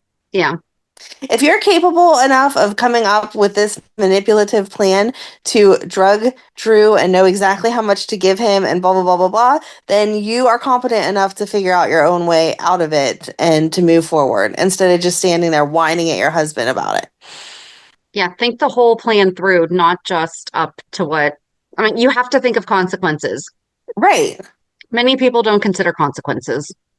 Very true. But I feel like they need to write her one way or the other. Either she's the helpless woman who needs her man to do everything for her, or she's this smart, strong woman who, even though what she's doing may be wrong, she's doing it and then she can do the follow through, not just hand it off to Curtis to solve her issues. Yeah. Who else is this week? Oh, Isaiah walked in on Portia having a little fit, and he was like, so by the way, other day, overheard you saying that you were lying to Curtis and you need to take a step back. And she's like, you're out of line. He's like, this is affecting your work now. So you're lucky it was me and not somebody else. Right. I wonder what's going to happen there, because now he and Jordan aren't together. So, but do you think that he'll wind up going to tell her? Maybe? I don't know. I cannot pinpoint what they're trying to do with the Isaiah character. Yeah. Like, he's not deep enough into anything yet, but at the same time, he's been around for a while now, because if we're saying Lucky's been there for 9 months, he showed up before Lucky did. So at this point in time, he should be invested somewhere. Yeah, that's true. That is true. There's only like a couple things left, and they don't tie together, but we have, well, kind of like a one-off back to the Willow stuff and the Liz thing, because he looks like he's really struggling with what happened to Willow. Right. And he said to Liz, like, I've lost, this one is completely different. Like, I think, and I kind of do think this was out of Rick's control. Like, he had to ask the questions that he did, but it was definitely like Drew's manipulation is what led to her breaking. And he's like, there was nothing that he could do. Like, he asked the same questions that he probably would have asked of anyone else, you know? Right. I wonder if he'll be the one that goes to Willow and is like, hey, actually, Wiley did overhear this because it's what happened. Maybe. Get a little redemption there for Rick. Oh, Tracy asked Alexis to try to get custody of Scout, and Alexis was like, keep my girl out of it. Yeah. Even though Tracy brought up, well, he's going exactly against Sam's wishes. Mm-hmm. And she's like, yeah, but she loves her dad, so not going to do it. Marco approached Ava at the pool. Yes. Asked for Ava's help with getting a Van Gogh into the country, and then points out that, you know, he's Sidwell's son, Natalia's his mom. But he did mention that he's dating Lucas. Yes. But she agreed to it before. And he's like, well, good. I'm glad I didn't have to bring up the Lucas thing. She's like, what do you mean? He's like, we're dating. Oh, but Christina went to the pool. This is what triggered everything. This is what started her whole thing. She went to the pool to try to revisit. Yes. To be able to be at the pool.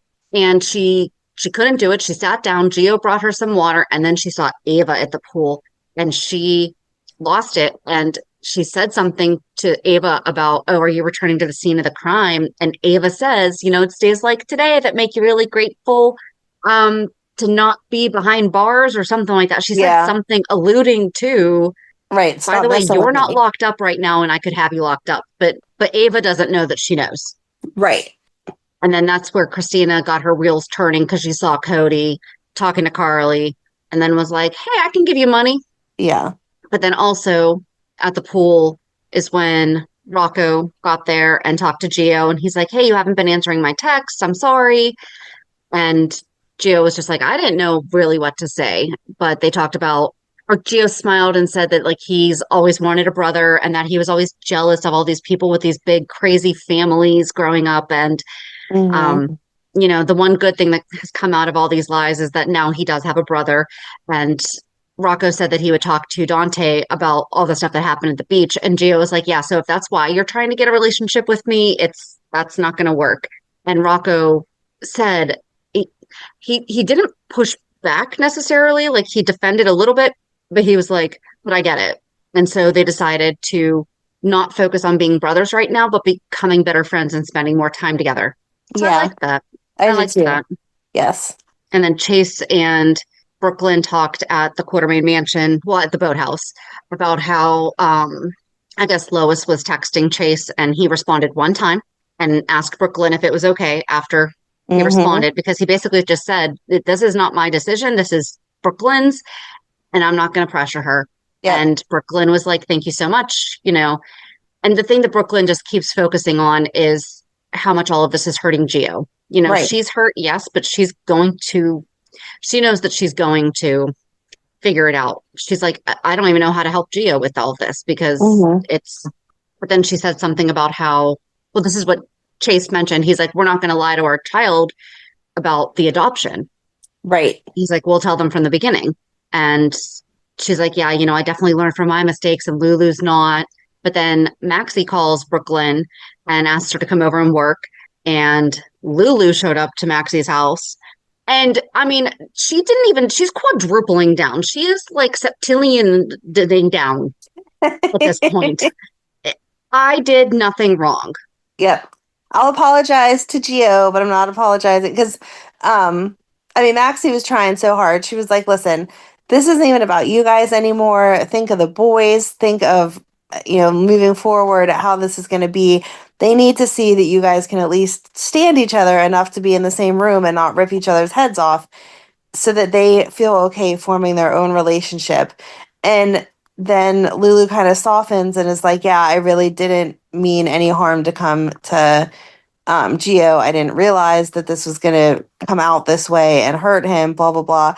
And so Brooklyn stands up and is like, okay, you are right. For the boys, I'll accept your apology, Lulu. And without any hesitation, she's like, oh, I'm not apologizing to you. My apology will go to Gio because I didn't mean to hurt him, but I don't feel bad about what happened to you at all. And it's like, seriously, girl, come on. But even before Brooklyn got there, when Maxie was trying to she was hinting at, you did something wrong. And Lulu looked at her and she's like, no, according to me, I did nothing wrong. Right. And Lulu was like, and what if someone did this to Rocco? And she's like, well, I'd be mad, but I did nothing wrong. And Maxie, I did not like when she said that, what you just did used to be my jam, the blowing up families. It's not okay that Maxie ever did it, but she was in her early 20s. She was stupid. She was immature. Lulu should be over this by now. Maxie doing the things that she didn't do them just to walk around and tell everyone that she was right. Right. Lulu's sole purpose was to be like, I'm a better person than Brooklyn is because Dante deserves to know this, and I'm going to be the one that gets it out there no matter what.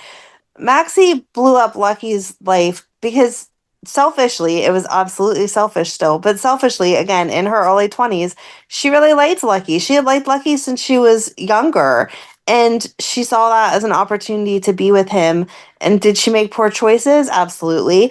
But she didn't do it just to say that she did it. You know what I mean? It was right. It was what she wanted. Sometimes we all make poor choices to get what we want, and it hurts other people. It wasn't a malicious, oh, I hate Liz, I'm going to do this just for funsies or whatever. Right. It was, that all happened because she wanted what she wanted. So it's different. Maxie even called her out on that. Maxie even said, if it wasn't Brooklyn, would you have done all this? Right. And that's when she said, yeah, I guess I didn't really think about Rocco and Gio and all of this. It's like, how many people told you about Rocco and Gio? Right. In all of this? Again, if you're going to Carly and she's telling you it's a bad idea, then you might want to listen, okay? There's some people that have done some really bad stuff, and when they even think that your ideas are bad, it's probably best to walk away from it. Yeah. I don't know. I wish, or I hope that they can focus more on Brooklyn moving forward, building a relationship with Gio, doing whatever her and Chase are doing as far as adopting or trying fertility with using someone else's sperm or something like that, and not keep dwelling on Lulu, though. I'm tired of it. I understand what she did was wrong, and that's that, though, that they're never going to become best friends. I don't see this being a Nina and Ava, oh, last week you cut my baby out of my stomach, but this week we're going to lunch. I just don't see that happening between these two characters. So, okay, they hate each other. We got it. I understand. Let's move forward and have them do something else. I did like, though, that Brooklyn called Tracy out on if anyone else had done this other than Lulu, you would be destroying them. Yes. And Tracy was like, yeah, that's true. Right. It's valid. Because Brooklyn said that she needs to be more like Tracy. And I loved Tracy saying, I'm so glad to hear you say that. However, this way of thinking is going to come at a cost, so please don't dive completely into wanting to be like me, because she suffered a lot because of her processes. Right. And, she has made some really bad decisions. She's like, do not let this vendetta get between you and Chase. And I think she said something about like you becoming a mom, like, you becoming like, don't let it get in the way of you trying to build a relationship with Gio, but also don't let it get in between you and Chase. And she said something about Lois, about how like Lois had, what was it? Oh, first it was Brooklyn contacted Marco, and then that's when Tracy came down and asked why he was there, because Brooklyn said that she was suing. Yes. And she was like, oh no, Tracy asked, who are you suing? And she's like, no one, but if I had to, it'd be my mom and grandmother. And Lois or Tracy said, makes sense. I understand. However, it's great that now you are realizing who they are, because now you no longer have to please them. And Brooklyn is guilt-ridden because she's like, maybe as soon as I found out from Lulu that I had a son, I should have gone looking for him. And then maybe none of this would have happened, because I would have found him and it wouldn't have blown up the way that it did. And maybe Gio wouldn't be as hurt, because I think that a good part of the reason why Gio is so hurt is because of how he found out. Absolutely. But, now she's saying she wants people to know not to mess with Brooklyn Quartermain. And that's when Tracy told her that exercising that kind of strength comes at a cost, and revenge could interfere with her marriage and building a relationship with Gio. I love Tracy. Yep. I love that she's owning all of her horribleness and she's recycling it. There's that line in Everybody's Free to Wear Sunscreen where it says, advice is a form of nostalgia. Hold on, because it makes sense. Advice. Be careful who advice you buy, but be patient with those who supply it. Advice is a form of nostalgia. Dispensing it is a way of fishing the past from the disposal, wiping it off, painting over the ugly parts, and recycling it for more than it's worth. Wow. Yeah. And that's what Tracy's doing. She's recycling her past. Yeah. And making sure that Brooklyn doesn't do the same things. But Tracy has a lot of really good qualities, too, that, when used correctly. Right. That's the key. are going to serve Brooklyn well. Right. So, yeah, I guess that's going to be really interesting to see, because I do feel bad for Maxie, too. And I feel like Brooklyn has backed off, but Lulu hasn't. Right. Yeah, they're definitely trying to make her choose sides, and she can't. She loves them for different reasons, for different times of her life, and she can't disrespect either one of those. Yep. And then I think the only thing left is Natalia, and how she called Marco and he didn't answer, but then he did call her to the law office, and that's when he finds out about the DWI, and that she had met with Sunny and said, yeah, so I dug into your financials a little bit more than you kind of asked me to, and found out that your book person is not as good as you think he is, because there were definitely investments that had discrepancies. And if I give that to ADA Turner, you could get arrested. And Sunny was like, well, this is a good first step to rebuilding trust with me, because you came to me first without my having to find out about it, and blah, blah, blah, blah, blah. But then Natalia went to Marco and was talking with him and Alexis about representation. And the second she said, Sunny, Alexis, like, I have to recuse myself. That's the father of my daughter. Like, right. You know this. What are you doing? Yeah. And then Marco apologized so much, because he's like, I didn't know this had anything to do with Sunny, but I guess Turner gave her the deal of, if you turn over every interaction, every single piece of communication, anything that you've had with Sunny, she'll not go to jail for 5 years, because now this is a multiple DWI and now it's a felony. Yes, but the only question that sticks out in my head through all of this is, thank you for Natalia telling Sunny it's on her personal computer. So why do we not just have Spinelli steal her computer and wipe it? Done. Yeah.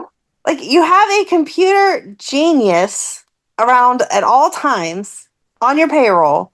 Why would you not? There's absolutely, first of all, not that we should take advantage of people at their weakness, but we know that Natalia is an alcoholic or drinks too much on certain occasions. So you take her out, you let her get drunk, she's not paying attention, you steal her computer. It would take Spinelli 10 minutes to wipe that, and then you put it back in her bag and drive her home for the night. Thanks.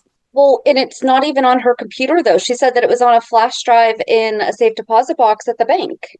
Oh, okay. Well, then even better. So why don't we just go smash the flash drive? Right. It's not like this is evidence that we absolutely can't get rid of. Yeah. And again, that's a good point. If it is on a flash drive and the DA is saying, give me every bit of information that you have on him, they don't know that you made a copy of those bank records unless you told them that. So you say, this is all the information that I have, and they don't know that a flash drive exists that you're not giving to them, and they make the deal anyway. Like, I don't understand. If you're basing it off my word and asking me for everything I have, if I tell you this is all that I have, who are you to tell me that's not true? Right. I just don't get it. Because then Sunny and Jason discuss how Natalia is becoming a problem. Right. For them. And so he's sending her to Belize. Yes. And she's like, I know I don't have a great relationship with them anymore, but I just can't leave my kids behind. Yes, you can. Right. Yes, you can. Marco, doesn't even want to talk to you 90% of the time. Right. And your daughter's not even in the country herself. So go ahead. And he warned her. He's like, I might not agree with you on a lot, but I don't want you hurt, and you need to not be with Sunny. Right. And you're going to tell me that Sidwell isn't a dangerous enough man that he couldn't get the DA to back down? Yeah. I don't know. Again, they need to give Natalia a real storyline other than she has information on Sunny. Right. And I find it hard to believe that of all of the things that Sunny has been brought up on, that it's going to be that, I know there have been cases, but listen, Al Capone was caught on tax evasion. I know, but Sunny's not Al Capone. Let's not redo this. Come on. Yeah. And I also feel like Sunny really did believe that his accountant was doing better. So if his accountant wasn't doing better, he's going to off his accountant and then say, that was my accountant. Man, you just went that was very, dude, your message. Get fired. He doesn't have to kill everyone. No, I think that in this case he does. And then he can turn around and be like, that guy was working for my enemy and setting me up. This money was absolutely legit. I have a coffee business that I have had legit for 100 years now. And that's the money that was being given to deception. So my accountant messed up on purpose because he's trying to incriminate me because he's actually working for Faith Roscoe or something. Ooh, so who? Okay, well, because Turner has it out for Sunny, and that's what Anna and Molly, when they were going through the files, they're like, so why'd she just jump on wanting this file with Natalia? Right. Because then also they said to keep Dante off of it, and Dante has been on cases where Sunny was somewhere involved, but they were very adamant about keeping him off. And then, of course, Dante's like, great, now Chase is lying to me about cases and keeping me off of cases and all that stuff. And he went to Anna, and Anna was like, so here's the deal. I lied to Robert, and I was very lucky. Right. But because she was trying to tell him, from a completely outside perspective, Brooklyn's decision was not an easy one. Yes. And that he needs to keep things professional. And then not even 2 seconds later, he is downstairs yelling at Chase, and Anna has to get involved. Yep. I don't like that either, because I feel like both of them are more mature than that. I do too. I feel like when Dante sat down and said, let's just keep work at work, Right. But then I guess maybe to then immediately be met with, well, Chase is supposed to be my partner, but now he's not allowed to talk to me about this. Maybe it was just a little bit. I can understand them having a fight, or an argument, not a fight, but an argument.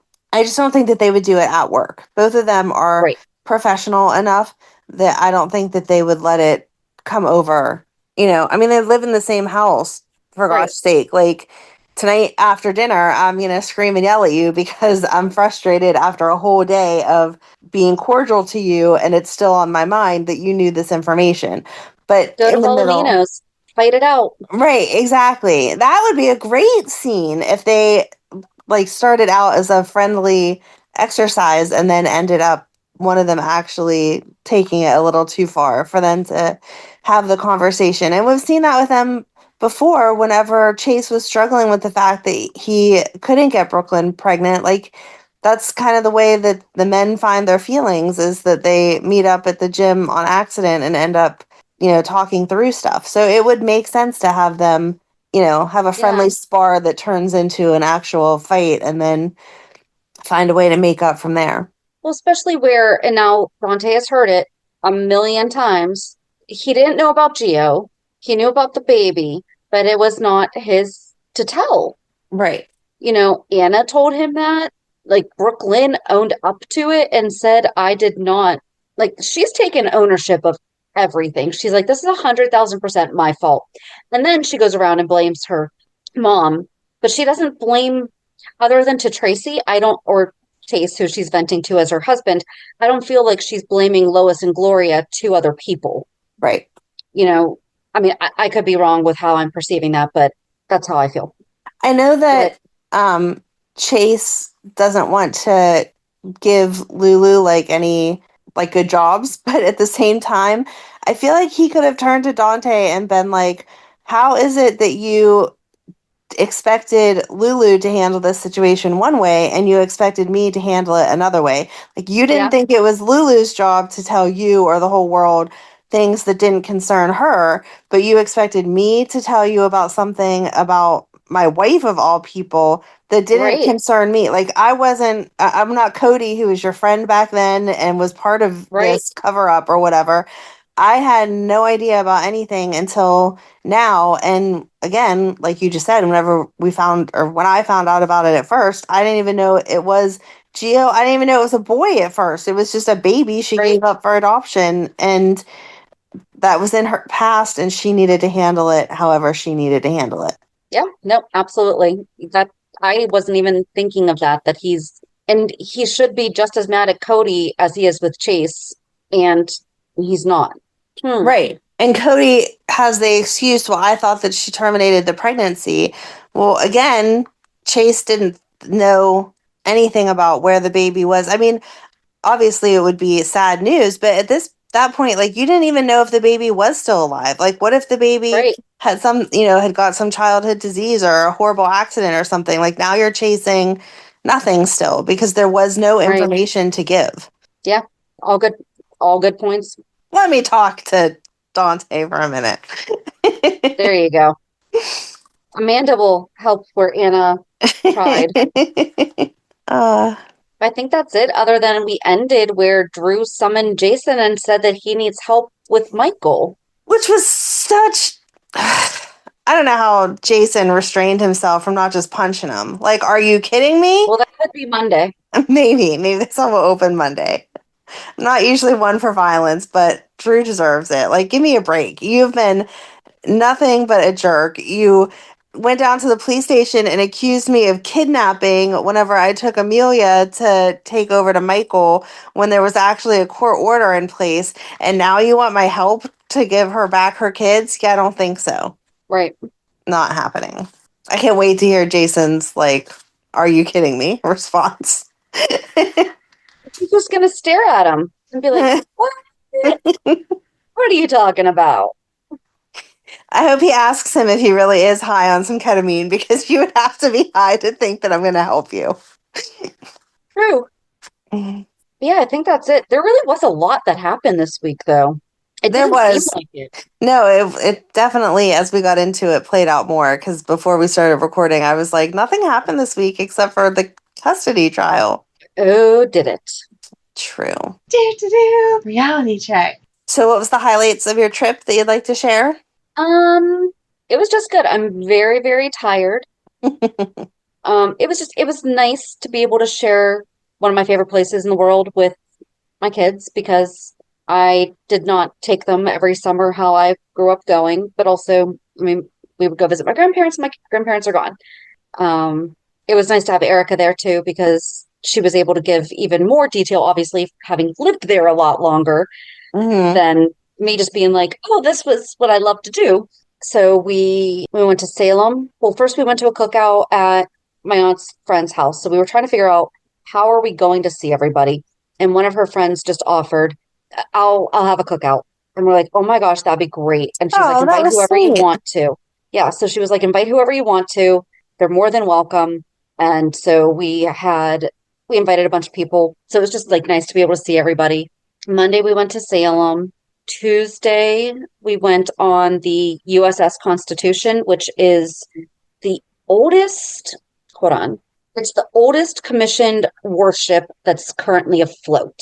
And so it was from 1797. It's undefeated in battle, but it was really cool because my uncle's retired from the Navy. And so he was a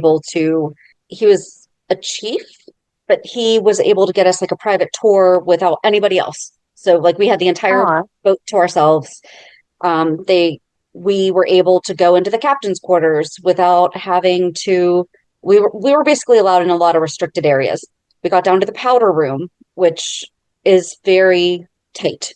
We have some pictures from it. JD is 6'3", 6'4", and he was bending over. The lower we go in the boat, the ship, it was like Willy Wonka. Yeah. So there was one point where there's one picture I have where my son's like on his knees but like his head's like barely below the ceiling. So that was fun. And then they took us to really good Chinese food. And then Wednesday was probably one of my favorite days. So we did a harbor cruise in the morning. It was a historic harbor cruise. So it just like took us around, pointed out some of the sites. And then we went on a tour of Fenway, which I had only ever been in right inside Gate C because we have a memorial brick for my papa. And the one time that we went to go do a tour at Fenway, they actually weren't doing them. And I can't remember why, but I talked to the security guard and I was like, listen, like I'm from Pittsburgh. We got this memorial brick for my papa. It's right inside here. And so he actually walked me to it. And I was able to get a picture. And that was 2012. So I finally got my tour of Fenway. And so that was fun. And then we went to the game that night and first pitch home run. Yay! And they won. Wow. So that was great. That's awesome. That was a great game. And it was the day after or the day that Brian Wilson died. And so on the Oregon, they were playing a lot of Beach Boys. So that was really nice. Aw. It was a really, really good game. And then Thursday, we just did like a whole lot of touristy stuff. Went to Cheers. We had lunch at Cheers, which is Bull and Finch. But we went to Cheers. Went to Mike's Pastries, which is good. Thursday morning. I'm trying to think. I'm like, I know we did something really cool on Thursday morning. So on Thursday morning, there was a naturalization ceremony that they held at Bunker Hill with 250 people being sworn in as citizens because it's the 250th anniversary of the Battle of Bunker Hill on this upcoming Tuesday. So they swore in 250 people. And so we were able to watch that. And that was pretty cool. And then what else did we do? We just did like a whole bunch of stuff, like all over the place, We did the swan boats. I went up in the Prudential building, got to see like all over the city. And then on Friday, we went to a zoo. We did the Sam Adams Brewery tour, which I don't drink beer. And I actually liked one of them. And I drank the whole little cup of summer ale that they gave us. And I drank a few sips of the regular lager. And then so they gave us a sample of something that's like in development. And then we could buy some on the way out. And fun. We can give our feedback. So we had our neighbors came and checked on Cookie. Mm-hmm. And so we got them a couple cans of it as a thank you. Cause it's like, you're like, what do you want to get someone for coming and checking on the cat? And I mean, that's fantastic that they were doing that. Right. But you're like, you don't want to just get them junk. Like you want to get them something good. I was like, oh my gosh, we could get them beer that they can't buy. Right. That's sweet. Yeah. So we got them a couple cans of stuff. And then we went to the Isabella Stewart Gardner Museum on Friday, and then went back to Salem to go to a restaurant that my son wanted to go to on Monday, but it was closed. And then drove home yesterday and I watched all of GH and bawled my eyes out. And I think that's about it. Nice. I'm so glad you had fun. It was good. It was good. It was a struggle coming back. Yeah. What about you? What I missed while I was gone? Nothing too exciting. I've just continued on. Like, I'm trying this summer to like do whatever Madeline wants to do, like within reason, because I'm really stuck on this. Like, this might be the last summer that she actually likes me, because next summer she'll be a teenager. So, I get it, yeah. We've stayed up like super late a couple of nights, just like binge watching teenage drama shows that are appropriate for her to watch and that kind of stuff. So this week, Thursday was supposed to be our Kennywood day, but it was one of the hottest days that we've had in the past few weeks. And we were already going to Idlewild on Friday because her dance company was dancing on Friday there. So I was like, yeah, no, I'm not doing amusement parks 2 days in a row. So instead we went to the Crafty Shack and we painted some ceramic stuff. So she was excited about that. And then Friday was Idlewild for them to perform. And then it was a nice day. I got a hint at what it must feel like to be a grandma because Megan came with the 2 kids that she babysits. And so Emily and one of their other friends also came. So we watched Madeline perform and then we ate lunch. And then Madeline went off with one of her friends' families to ride some stuff. And I went and did Kittyland with Megan and the kids that she watches. So it was just kind of a different experience. I've never been the one just like watching the stroller and sitting down and those kinds of things, but it was cute and they had fun. It was a nice day. So, and we stayed from open to close, which I don't think I've done in 100 years. So I was thoroughly exhausted. And that was the day that Ryan did work the US Open. So I had to have him at the high school at 4:45 that morning to catch the shuttle to go. So between those 2 things, I came home Friday and was just like, everyone leave me alone. I need to just lay here and recuperate because I'm getting old. So, but it was kind a of nice where we are today. I'm like, I am so tired. Right? You don't realize, at least we're still young enough that we keep going until we can't, like until we're allowed to stop. You know what I mean? Like I'm not looking forward to the day where I actually have to be like, let me sit down and rest. Like, I can't do this anymore. Instead, it was do everything and then sit down and be like, okay, don't ask me to do anything for another day or so because I'm exhausted. Exactly. But yeah, it was nothing too exciting, but it was a nice week. So good. Yep. Yeah, that was kind of I hope that we always do vacations, you know, because I don't know where my son's going to be in a little bit, you know, stuff like that. And so it was very much, all right, we're at least doing this and we're going to do as much as we possibly can because who knows if the next one's going to be. So, yep. And now it's time to get into summer mode. Yep. Get onto the summer schedule. I'm glad that we did it at the beginning of the summer. That way now it's, now I got to figure it out. I get it. Yep. But join us on Thursday as we keep talking about Lucky and Liz. It's going to keep happening. It is.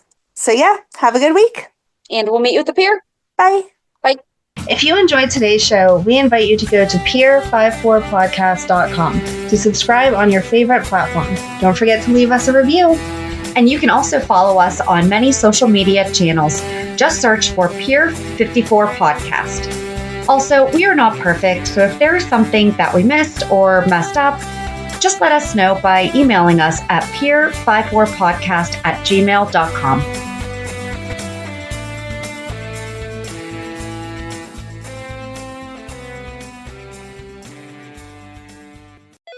LifeLock, how can I help? The IRS said I filed my return, but I haven't. 1 in 4 tax-paying Americans has paid the price of identity fraud. What do I do? My refund, though. I'm freaking out. Don't worry, I can fix this. LifeLock fixes identity theft guaranteed and gets your money back with up to $3 million in coverage. I'm so relieved. No problem. I'll be with you every step of the way. 1 in 4 was a fraud-paying American. Not anymore. Save up to 40% your first year. Visit LifeLock.com/podcast. Terms apply.